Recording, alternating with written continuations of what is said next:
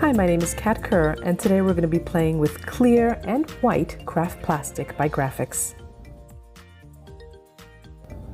Now, I'm originally from New York, but I now live in Central Florida, and I love living here. But one of my favorite things has to be the clear springs. There are natural springs and man-made ones. Now, today's project was inspired by the beautiful Florida springs.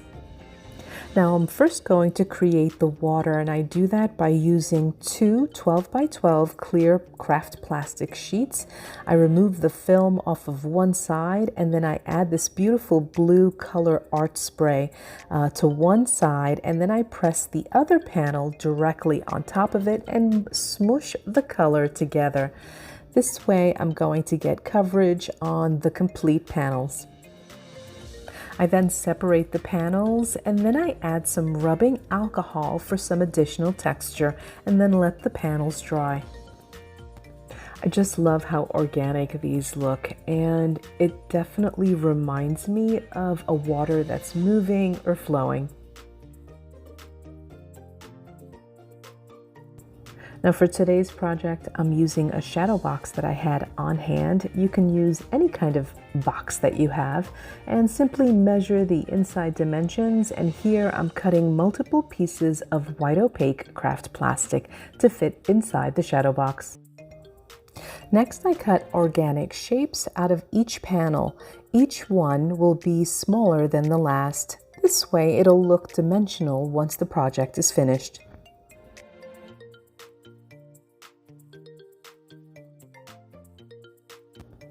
I also cut some tapered shapes to fit in the center of the water.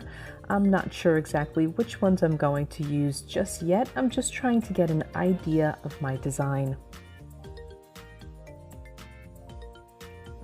Now I wanted to add some fish to my pond, but unfortunately I don't know how to paint fish or draw fish, so I found some koi fish clip art, and here I'm using some wet Media Dura-lar and a permanent marker to trace the images.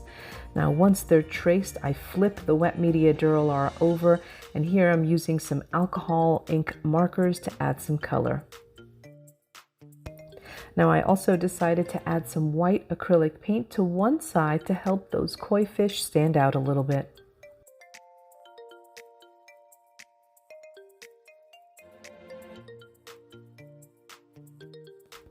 Now I'm going to start assembling my shadow box, and the first thing I'm going to do is add some black acrylic paint to the sides of the box. Now next up, I will pile all of my components so that I can get the design straight and see what it's going to look like. And so here I'm just adding all of my layers, and keep in mind that they are all flat right now, but when I layer them into the shadow box, I'll be using a 1/4 inch spacer in between each layer so that when you look at it, it looks like you're looking at water, sort of, kind of. And really this is just to give me an idea of what it's going to look like and if I want to make any changes.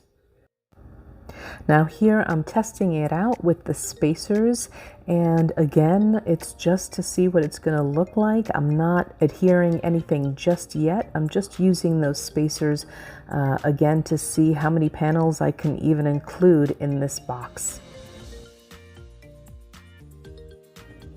Now once I've finalized my design, I'm going to adhere each and every element using double Tack Dry Adhesive film. Now I love using this adhesive for a couple of different reasons. First of all, it comes in a full-size sheet, so I can cut it down to fit any size surface that I need. It's also clear and extremely strong. And most importantly, I don't have to wait for any adhesive to dry.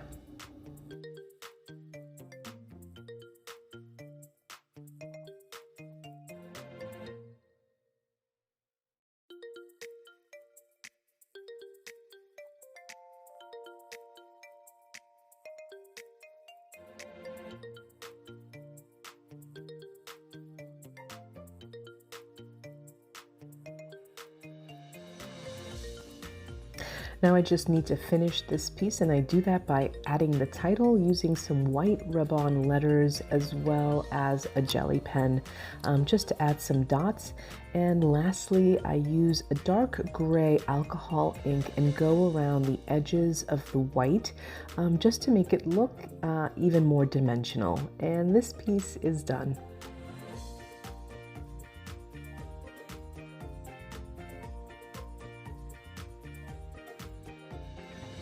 Well, I hope that you enjoyed this video tutorial, and for more ideas using Grafix products, make sure you stop by grafixarts.com.